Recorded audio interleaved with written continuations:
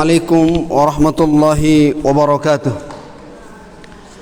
Alhamdulillahil wahidil ahad, al-fardis samad, alladzi lam yalid wa lam yulad wa lam yakul lahu kufuwan ahad.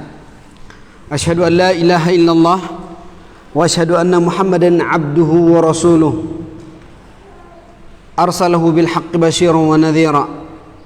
Baina yadayhi as-sa'ah sallallahu alaihi wa ala alihi wa ashabihi wa man sara ala nahjihi wastanna bi sunnatihi wa iktafa bi atharihi ila yaumi liqa'illah. Amma ba'd. Saudari-saudariku sekalian, jamaah kajian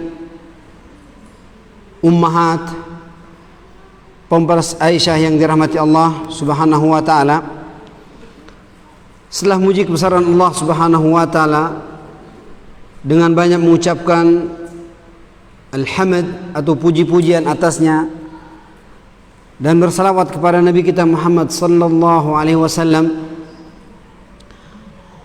maka kita lanjutkan kembali kajian kita dari sore hari yang penuh berkah ini, di mana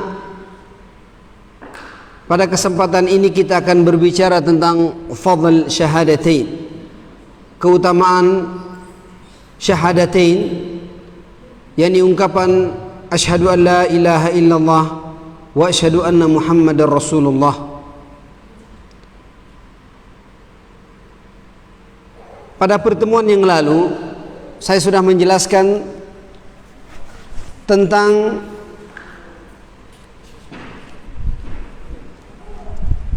makna yang sangat penting daripada syahadah. Saya mengulangnya sedikit, bahwa makna syahadah asyhadu an la ilaha illallah adalah la ma'budu bihaqqin illallah.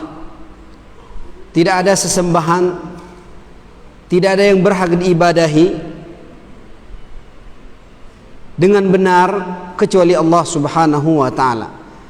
Ketika kita mengatakan tidak ada zat yang berhak untuk diibadahi, tidak ada ma'bud selain Allah Subhanahu wa taala, maka itu maknanya bahwa ibadah yang kita berikan baru akan dinyatakan hak, akan dinyatakan benar, akan dikatakan sah apabila kita berikan hanya kepada Allah Subhanahu wa taala. Ibadah sekecil dan sebanyak apapun, sebesar dan sesedikit apapun ibadah tersebut, baik itu yang zahir maupun yang batin, baik itu dari ibadah dalam bentuk perkataan maupun dalam bentuk perbuatan, semuanya harus diberikan kepada Allah Subhanahu wa taala. Dan ini mencakup tentang rububiyah, uluhiyah dan asma wa sifat Allah Subhanahu wa taala. Rububiyah artinya tauhidullah bi'af'alih, bagaimana seorang mengesahkan Allah Jalla Jalaluh dalam perbuatannya Subhanahu wa ta'ala, bahwasanya dialah zat yang menciptakan, dialah zat yang mematikan, dialah zat yang esa di dalam memberikan, dialah zat yang esa di dalam menegah, dialah Allah Subhanahu wa ta'ala yang memberikan rezeki, dialah Allah Subhanahu wa ta'ala yang menegah, dialah Allah Subhanahu wa ta'ala yang muhyi wa mumit, menghidupkan diri kita dan mematikan kita. Ketika seorang mentauhidkan Allah Subhanahu wa ta'ala, mengesahkan Allah Jalla Jalaluh dalam perbuatannya, maka ia berarti telah mentauhidkan Allah dalam rububiyahnya. Selanjutnya, ketika seorang hamba mengesahkan Allah Jalla Jalaluh, mengesahkan Allah Subhanahu wa ta'ala dalam perbuatan hambanya, mengesahkan Allah Subhanahu wa ta'ala dalam perbuatan hamba, maka itu berarti dia telah mentauhidkan Allah dalam uluhiyahnya. Artinya apapun yang dilakukan oleh hamba tersebut, maka ia lakukan karena Allah Subhanahu wa ta'ala. Ia lakukan karena Allah Jalla Jalaluhu, mengharapkan pahala dari Allah Subhanahu wa taala. Fala yusalli illa lillah wa la yahujju illa lillah. Dia tidak salat, dia tidak berhaji, dia tidak berzakat, dia tidak puasa kecuali karena Allah Subhanahu wa taala. Dia tidak marah, dia tidak suka, dia tidak benci kecuali karena Allah Subhanahu wa taala.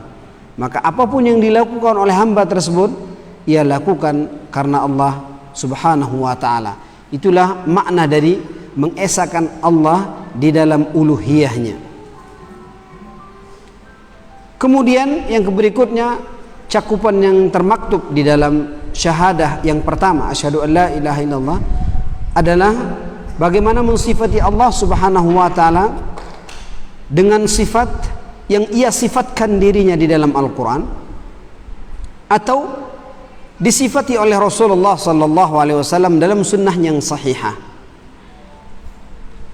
tanpa dia takwil atau palingkan dari makna sebenarnya, tanpa dia ta'til, tanpa dia palingkan, tanpa dia ingkari, tanpa takyif bagaimana, tanpa ia mengucapkan bagaimana. Seorang mukmin mukhlis, maka ia mengesahkan atau mensifati Allah Subhanahu wa taala dalam semua nama yang dia namakan dirinya,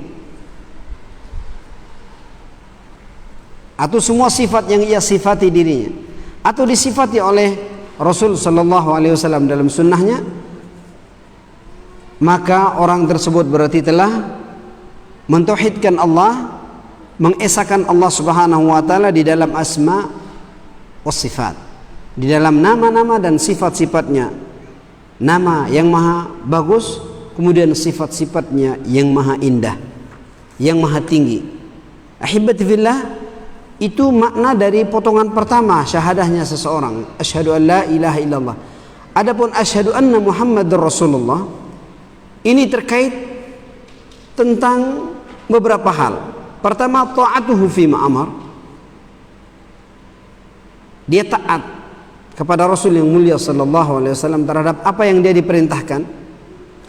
Wa tasdiquhu fima akhbar, dan ia benarkan Rasul yang mulia sallallahu alaihi wasallam terhadap apapun yang disampaikan, baik itu tentang perkara yang syahadah yang jelas, atau perkara tentang mughayyibat, perkara-perkara gaib yang disampaikan oleh Rasul yang mulia sallallahu alaihi wasallam. Maka wajib kita benarkan akan keberadaan khabar yang datang dari Nabi sallallahu alaihi wasallam. Wajtinabu ma naha anhu wa zajar, termasuk dalam hal ini adalah bagaimana ia meninggalkan sejauh-jauhnya apa yang dilarang oleh Rasul dan apa yang diperingati oleh beliau sallallahu alaihi wasallam. Lalu wa alla ya'budallah illa bima syara', dan ia tidak menyembah kepada Allah Subhanahu wa taala kecuali dengan apa yang disyariatkan oleh baginda Rasul sallallahu alaihi wasallam. Ahibati fillah, itu adalah cakupan makna secara eksplisit yang terdapat di dalam ucapan kita, wa asyhadu anna Muhammadar Rasulullah.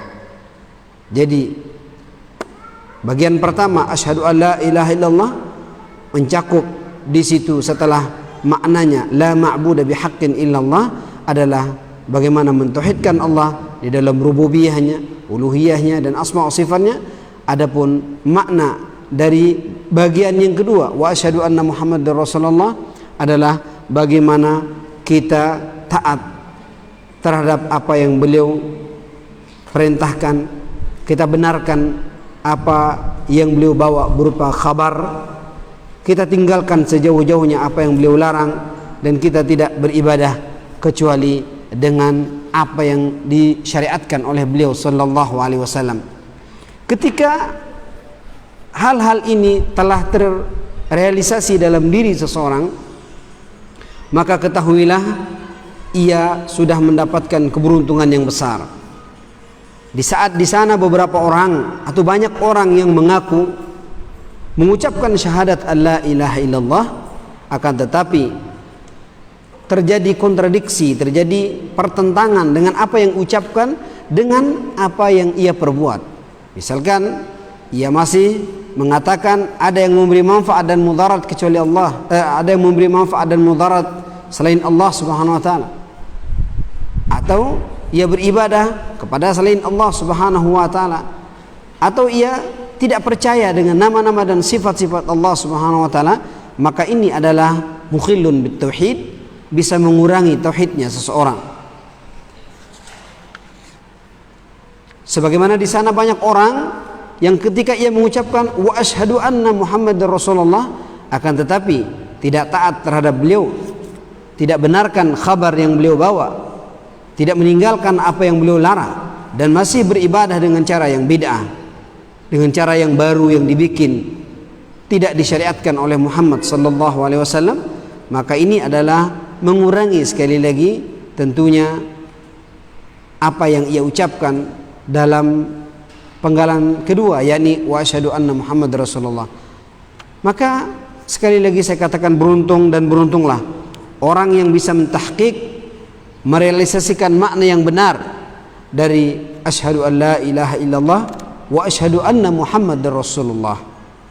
Ketika orang bisa mengucapkan ini dan dia realisasikan dalam hidup dan kehidupannya di dunia ini, maka ketahuilah saudariku yang dirahmati Allah Subhanahu wa taala, orang tersebut telah mendapatkan khairun ala khair, kebaikan di atas kebaikan.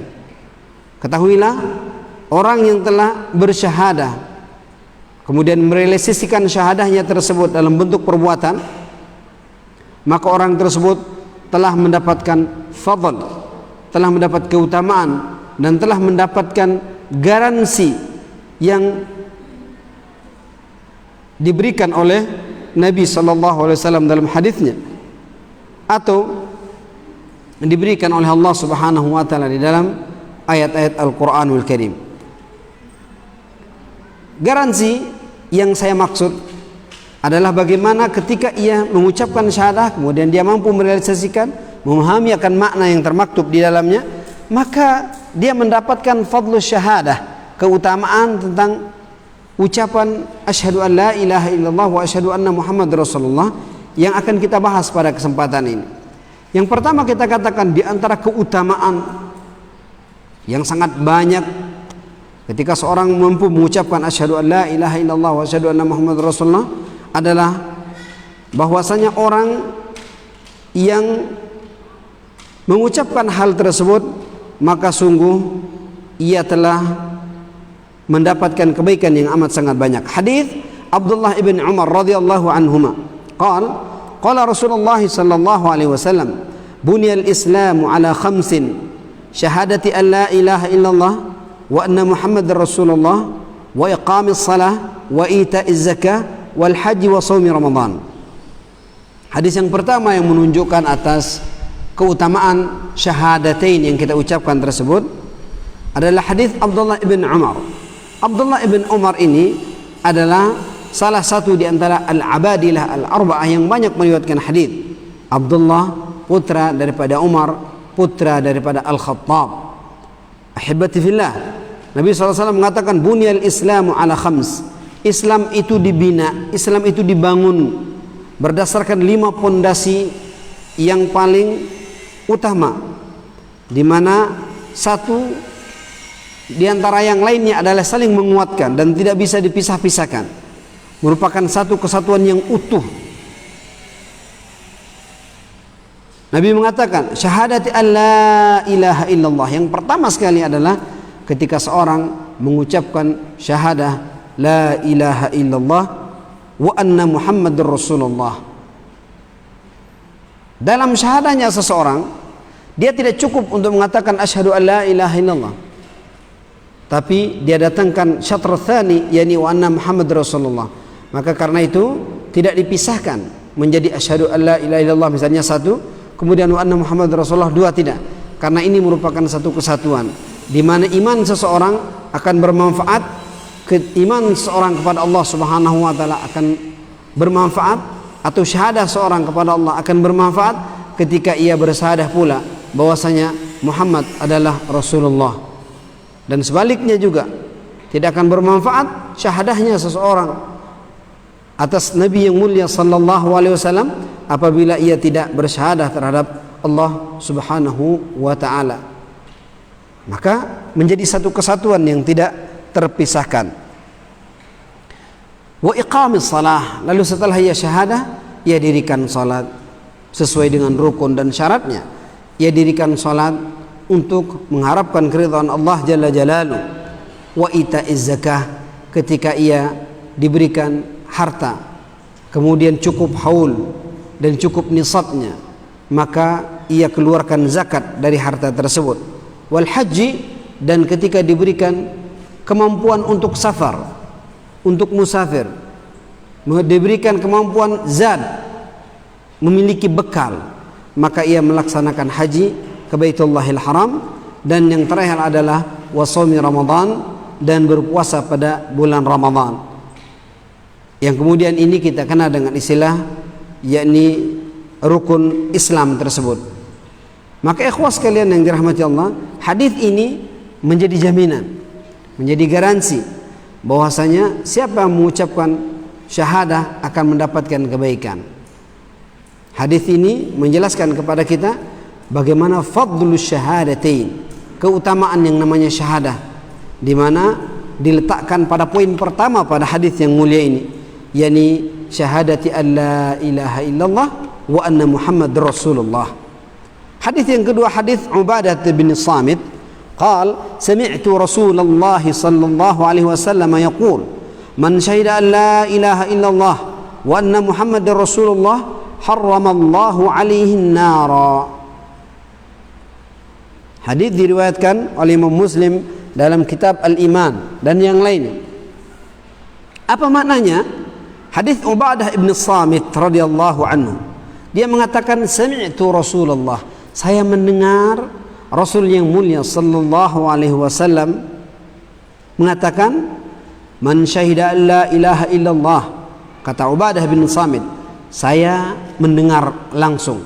Jadi dalam teori periwayatan satu hadis, ketika seorang rawi mengatakan sami'tu Rasulullah, maka berarti dia mendengarnya bila wasitah. Dia mendengarkan langsung dari Nabi tanpa adanya perantara. Dan ini merupakan uslub, ini merupakan satu stilistika yang amat sangat kuat di dalam periwayatan satu hadis. Satu metode, satu uslub yang amat sangat kuat. Karena ia berarti mendengarnya langsung bila wasitah, tanpa ada perantara dari Nabi sallallahu alaihi wasallam.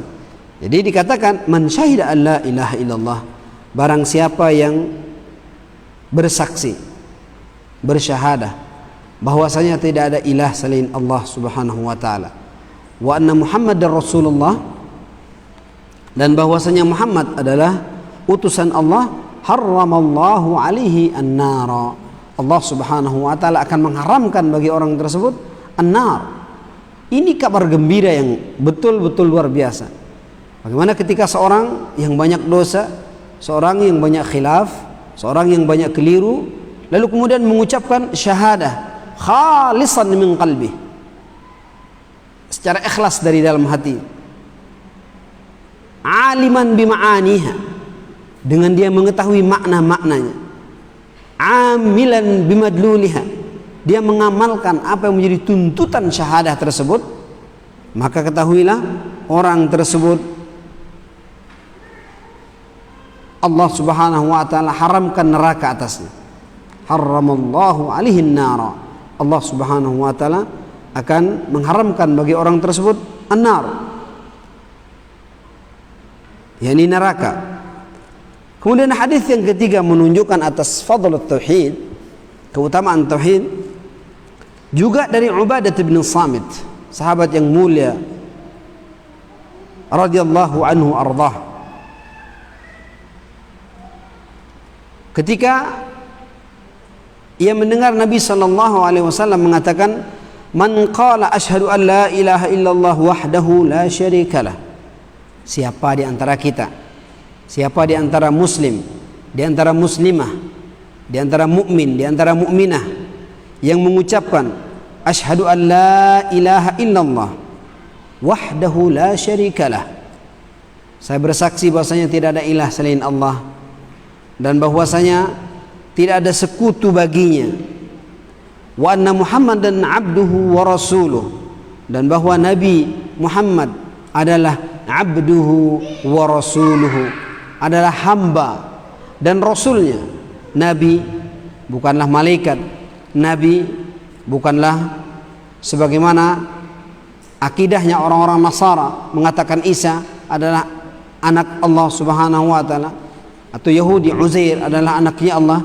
Tapi kita katakan Muhammad adalah abduhu wa rasuluh, hamba Allah dan utusannya, tidak lebih dari itu. Kita mencintai Rasul yang mulia sallallahu alaihi wasallam. Kita berharap Allah Subhanahu wa taala akan pertemukan kita di surga bersama beliau, tapi kita di dalam memuji tidak menempatkan beliau pada tempat yang tidak selayaknya beliau miliki. Di mana ketika seorang misalkan memuji Nabi sallallahu alaihi wasallam dengan pujian yang itu sejatinya milik Allah Subhanahu wa taala.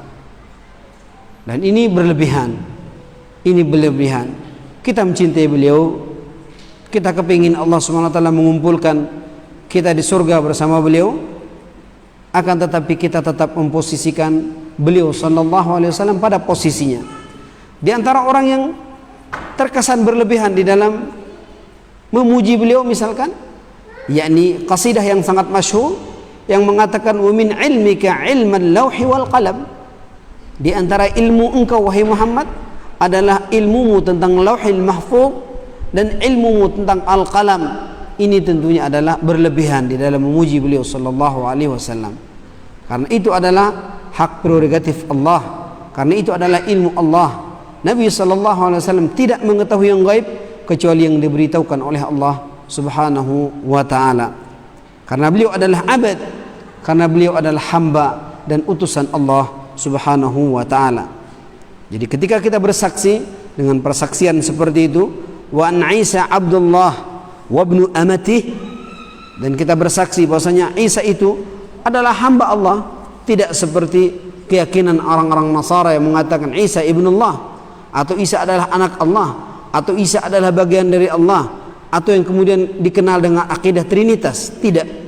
Tapi kita katakan Isa itu adalah Abdullah wa rasuluh, hamba Allah Subhanahu wa taala dan utusannya, wa ibnu amatih, dan juga merupakan anak dari amah, anak daripada Maryam. Itu adalah keyakinan yang benar tentang Isa alaihissalam. Jadi tidak sekali lagi adalah Isa anak Allah atau bagian dari Allah. Ini adalah keyakinan yang tentunya tidak berasal dari al-Islam, karena dikatakan di dalam hadis wa anna Isa Abdullah wa rasuluh, dan bahwasanya Isa adalah Abdullah wa ibnu amati, adalah hamba Allah dan anak dari perempuan yang diciptakan oleh Allah Subhanahu wa taala. Wa kalimatuhu alqaha ila Maryam wa ruhum min, dan merupakan kalimah yang Allah Subhanahu wa taala berikan kepada Maryam dan roh daripadanya. Wa annal jannata haq wa annan nar haq, dan sejatinya surga adalah hak, kemudian neraka adalah hak. Adakhalahu Allahu min ayyi abwabil jannati thamaniyati sya. Ketika itu keyakinan seseorang, ya, sekali lagi ketika keyakinan seseorang dia bersyahadah bahwasanya tidak ada ilah selain Allah dan bahwasanya tidak ada sekutu baginya, kemudian Muhammad adalah hamba dan utusan Allah, Isa adalah hamba Allah, kalimat yang Allah SWT berikan kepada Maryam dan roh daripadanya. Wa annal jannah haq, surga adalah hak, neraka adalah hak. Maka dengan keyakinan seperti itu, subhanallah, dengan keyakinan seperti itu Allah akan memasukkan orang tersebut. Orang yang memiliki keyakinan seperti tadi adalah dia akan Allah Subhanahu wa taala masukkan dari pintu surga 8 yang mana saja ia mau.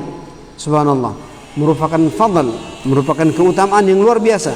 Seorang muwahhid, seorang yang mentauhidkan Allah Subhanahu wa taala dengan sebenar-benarnya, Allah Subhanahu wa taala katakan kepadanya, masuklah melalui pintu surga yang jumlahnya 8, yang mana saja engkau kehendaki. Ketika Allah Subhanahu wa taala mengatakan jumlah pintu neraka adalah 8, ketika Nabi sallallahu alaihi wasallam mengabarkan kepada kita jumlah pintu surga tersebut adalah 8 maksud saya, maka kita yakini akan hal tersebut tanpa kemudian kita mengingkari, apalagi tanpa kemudian kita bertanya bagaimana bentuknya, tanpa kita kemudian mempertanyakan hal-hal yang terkait dengan hal tersebut, tapi kita tasdiq bima akhbar. Seperti kaidah atau prinsip pertama tadi adalah kita benarkan apa yang beliau sallallahu alaihi wasallam yakni sampaikan kepada kita. Kalau sudah dikatakan pintu surga tersebut ada 8, ya sudah, kita cukupkan sampai di sana. Yang menjadi permasalahan kita adalah bagaimana untuk memurnikan tauhid kita agar bisa kita masuk melalui pintu-pintu surga yang tadi dikatakan. Jadi seorang mukmin muwahhid, seorang mukmin, seorang mukminah yang betul-betul mentauhidkan Allah Subhanahu wa taala, maka ia tidak akan menyibukkan dirinya dengan hal-hal yang tidak penting. Kenapa jumlahnya 8? Kenapa tidak 15? Kenapa tidak satu saja dibikin besar-besar? Maka ini adalah yakni pertanyaan yang tidak ada faedahnya, dan tidak dibenarkan seorang akan bertanya tentang hal tersebut, karena itu adalah fi'il, adalah perbuatan Allah Subhanahu wa taala. Allah Subhanahu wa taala berfirman di dalam Al-Qur'an, fa'alul lima yurid. Allah berbuat sesuai dengan kehendaknya Subhanahu wa taala. Di dalam lafaz yang lain, hadis ini mengatakan apa? Adkhalahu Allahul jannata ala ma kana min amal. Allah Subhanahu wa taala akan memasukkan orang tersebut, seorang yang muwahhid tadi, yang mentauhidkan Allah Subhanahu wa taala dengan sebenar-benarnya tadi, Allah Subhanahu wa taala akan memasukkan orang tersebut di dalam surga, ke dalam surga berdasarkan apa yang ia lakukan. Jadi hadis ini kemudian sifatnya mengkhususkan sedikit hadis yang sebelumnya. Kalau hadis yang sebelumnya dikatakan langsung dia masuk melalui pintu surga mana saja yang ia kehendaki, tapi di dalam hadis ini yang kedua ditakhsis sedikit, dikhususkan sedikit, yakni terkait dengan perbuatan. Bahwa artinya apa? Bahwa seorang akan masuk surga, seorang akan masuk neraka, bahkan itu adalah terkait dengan apa yang ia lakukan. Terkait dengan apa yang ia lakukan, ia perbuat. Jadi keterkaitan antara perbuatan dengan surga dan neraka ini adalah tentunya amat sangat jelas. Sebagaimana yang ada di dalam hadis ini, ada khalahullahu al-jannata ala ma kana min amal. Allah Subhanahu wa taala masukkan dia ke dalam surga berdasarkan apa yang ia perbuat, berdasarkan atau setingkat kebaikan yang ia perbuat di dunia ini. Ketika ia melakukan banyak kebaikan, maka tentu ia akan mendapatkan tingkatan yang tinggi. Ketika ia sedikit melakukan kebaikan, akan masuk surga, akan tetapi tentu akan mendapatkan derajat yang sedikit. Maka minal amal. Demikian juga sebaliknya.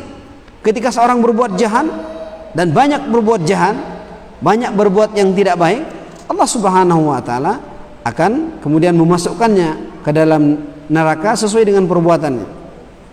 Ketika seorang berbuat sedikit, misalkan keburukan, kejahatan, maka Allah Subhanahu wa taala akan memasukkan dia ke dalam neraka berdasarkan juga apa yang ia perbuat. Maka hadis ini tentunya menjelaskan kepada kita bahwasanya tidak cukup kita mengetahui dari kebaikan, tidak cukup kita memiliki ilmu dari sesuatu, tapi adalah dituntut kemudian adalah al-amal, kita berbuat. Karena Allah Subhanahu wa taala akan membalas kita dengan balasan yang baik atau balasan yang buruk berdasarkan yakni amalan yang kita lakukan, bukan karena apa yang kita ketahui, bukan karena yang lainnya, tapi apa yang kita perbuat.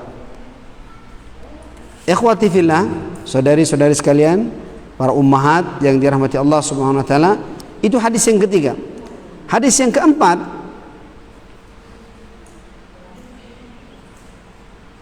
hadis yang keempat ini sangat perlu untuk kemudian kita perhatikan. Dari Abi Hurairah radhiyallahu anhu qala, qultu ya Rasulullah, man as'adan nas atau man as'adun nasi bi syafa'atik. Subhanallah, yaumul qiyamah. Sebuah pertanyaan yang sangat-sangat tepat dan betul-betul dia diberikan taufik oleh Allah Subhanahu wa taala. Pertanyaan seorang sahabat yang mulia, Abi Hurairah radhiyallahu anhu warḍah, orang yang paling banyak meriwayatkan hadis alal itlaq, sebagaimana yang dikatakan oleh Imam Ibnu Hajar di dalam Fathul Barinya. Abu Hurairah adalah paling banyak meriwayatkan hadis dari Nabi SAW. Ia mengatakan, qultu ya Rasulullah. Perhatikan, anti sekalian, perhatikan apa pertanyaan Abu Hurairah. Man as'adun nas bi syafa'atik ya Rasulullah.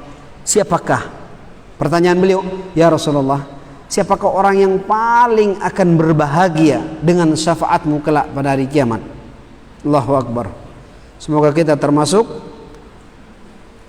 orang-orang yang berbahagia dengan syafaat beliau sallallahu alaihi wasallam.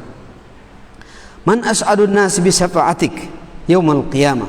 Ya Rasulullah, siapakah orang yang paling berbahagia dengan syafaatmu kelak pada hari kiamat? Qala Rasulullah sallallahu alaihi wasallam, laqad dhanantu ya Aba Hurairah alla yas'aluni an hadzal hadits ahadun awwalu minka lama ra'aitu min hirsik 'ala al hadits. Nabi sallallahu alaihi wasallam mengatakan, ya Rasulullah, saya kira tidak ada yang bertanya kepada saya tentang pertanyaan ini kecuali engkau.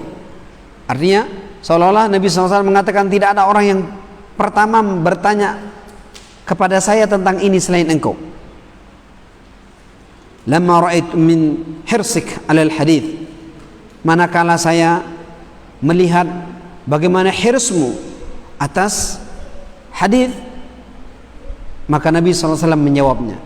Karena memang kemudian Abu Hurairah ini adalah sahabat yang paling hirs untuk mengumpulkan hadis Nabi SAW.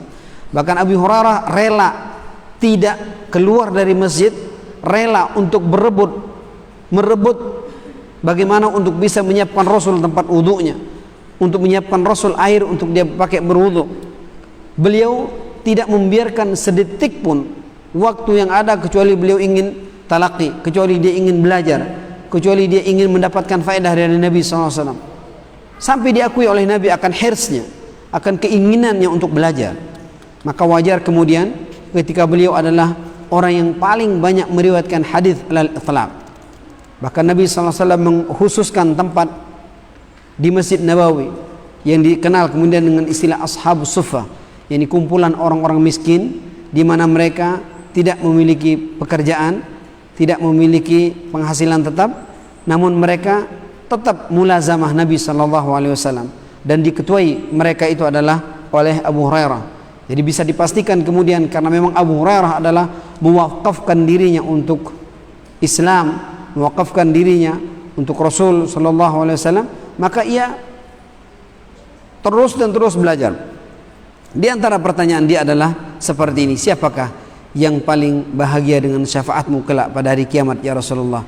Maka Nabi mengatakan, saya pikir tidak ada yang bertanya ini lebih awal dari engkau wahai Hurairah, karena saya lihat hirsmu atas hadis, gairahmu yang sangat tinggi terhadap hadis. Kemudian Nabi SAW mengatakan, as'adun nasi bi syafaati yaumil qiyamah man qala la ilaha illallah khalisan min qalbihi au nafsih. Kata Nabi SAW, yang paling bahagia dengan syafaat saya kelak pada hari kiamat adalah orang yang mengucapkan la ilaha illallah khalisan min qalbihi atau min nafsih. Orang yang mengucapkan la ilaha illallah dengan sangat ikhlas dari dalam hatinya atau dari dirinya. Ia ucapkan kalimat tersebut dengan sangat ikhlas, ia ucapkan kalimat tersebut dengan sangat yakni murni dari dirinya, tidak karena terpaksa, tidak karena ikut-ikutan, tidak karena takut dikatakan tidak muslim dan lain sebagainya, tapi ia ucapkan khalisan min qalbi, yakni murni dari dalam hatinya.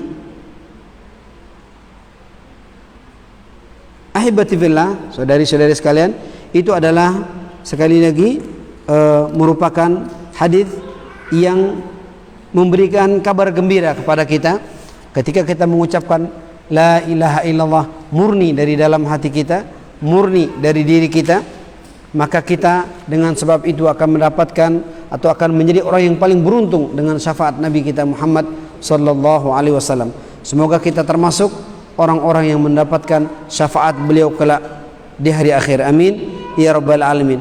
Dan terakhir adalah satu hadis Nabi sallallahu alaihi wasallam yang menunjukkan atas keutamaan syahadah tersebut adalah Nabi sallallahu alaihi wasallam juga hadis Abu Hurairah mengatakan, barang siapa yang mengucapkan la ilaha illallah wahdahu la syarikalah lahul mulk wa lahul hamd wa huwa ala kulli syai'in qadir fi yawmin mi'ata marrah kanat lahu adlu 10 riqab wa kutibat lahu 100 hasanah wa muhiyat anhu 100 sayyi'ah wa kanat lahu hirzan min asyaitan yawmuhu aw yawmahu dhalik hatta yumsi wa lam ya'ti ahadun bi afdali mimma ja'a bih illa ahadun amila akthara min dhalik. Ini kita akan tutup dengan hadis Nabi sallallahu alaihi wasallam ini. Semoga kita yakni termasuk orang yang bisa mengamalkan hadis ini.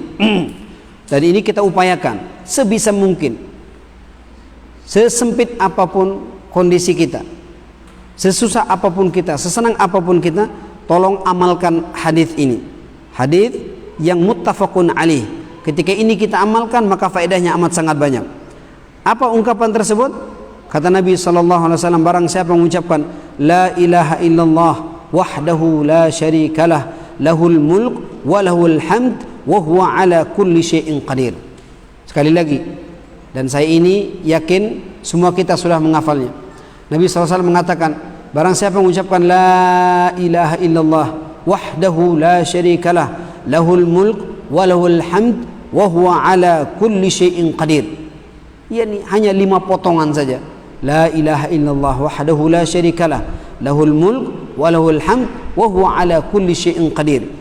Kata Nabi sallallahu alaihi wasallam memberikan jaminan. Bayangkan, Nabi sallallahu alaihi wasallam mengatakan, barang siapa yang istiqamah mengucapkan itu 100 kali di dalam sehari itu, dia ucapkan 100 kali.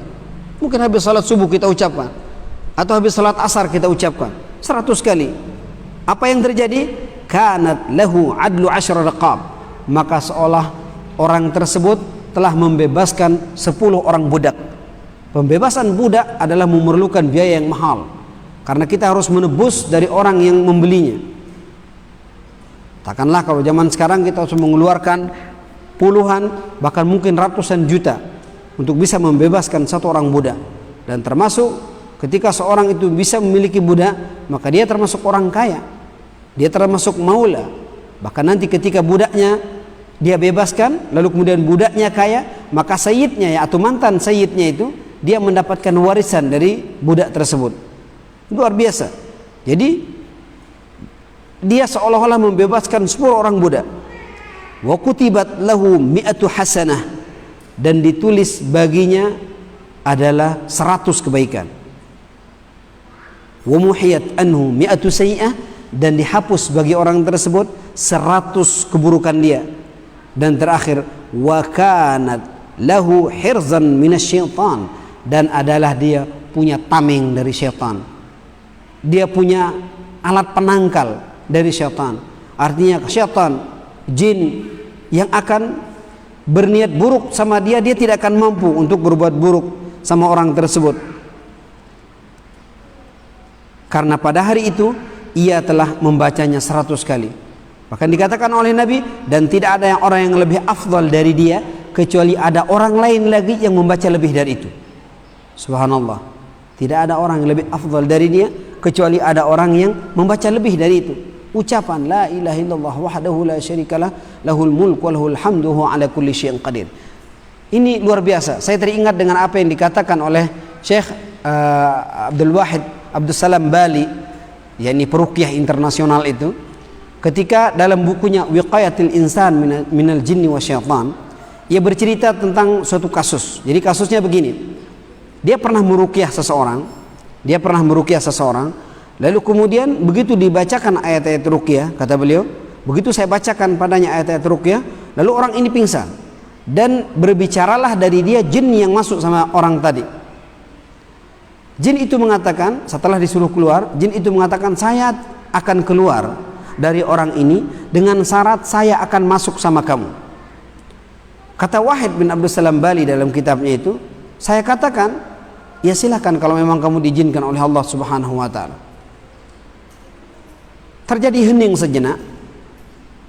Beberapa saat setelah itu, lalu kemudian menangislah jin tadi melalui orang yang kesurupan tadi. Wahid Abdul Salam Bali bertanya, kenapa kau menangis? Dia bilang, setiap saya akan mendekat sama kamu, maka Wahid bin Abdul Salam Bali mengatakan, maha benar Rasul sallallahu alaihi wasallam ketika beliau mengucapkan, siapa yang membaca la ilaha illallah wahdahu la syarikalah lahul mulk wa lahul hamd wa huwa ala kulli syai'in qadir 100 kali, maka di antara faedahnya adalah kana lahu hirzan minasyaitan, dan adalah orang tersebut memiliki tameng yang amat sangat kuat, benteng yang amat sangat kokoh dari syaitan, tidak akan pernah untuk kemudian bisa dimudaratkan kecuali dengan izin Allah Subhanahu wa taala. Maka ini adalah keutamaan kalimat tauhid, keutamaan kalimat yang sangat agung yang Allah Subhanahu wa taala misalkan di dalam Al-Qur'an adalah bagaikan sebuah pohon besar yang mana akarnya adalah menancap ke bumi, sementara rantingnya adalah bagaikan hendak mencakar langit. Itulah yang disebut dengan kalimat tauhid, kalimah thayyibah, kalimah yang dengannya kita akan sangat berbahagia di dunia dan di akhirat. Saya akan cukupkan kajian saya pada kesempatan ini sampai di sini. Mudah-mudahan apa yang saya sampaikan ada faedahnya, dan insya Allah pada pertemuan berikutnya kita masih berbicara tentang hal ini, tapi kita akan berbicara tentang syurut la ilaha illallah, syarat la ilaha illallah. Apa saja syaratnya yang kita ucapkan, yang kita ketahui, agar kemudian kalimat ini bermanfaat bagi kita. Setelah kita ketahui maknanya, setelah kita mengetahui tuntutannya, maka kita mesti, setelah kita mengetahui kelebihannya, maka kita akan mengetahui pada pertemuan berikutnya insyaallah tentang yakni syarat daripada kalimat tauhid atau syahadah la ilaha illallah wa anna Muhammad Rasulullah. Semoga apa yang saya sampaikan sekali lagi ada faedahnya, dan jika ada yang ingin ditanyakan maka dipersilahkan. Namun jika tidak ada, maka kita cukupkan sampai di sini. Subhanakallahumma bihamdik, asyhadu an la ilaha illa ant, astaghfiruka wa atubu ilaik. Wassalamualaikum warahmatullahi wabarakatuh.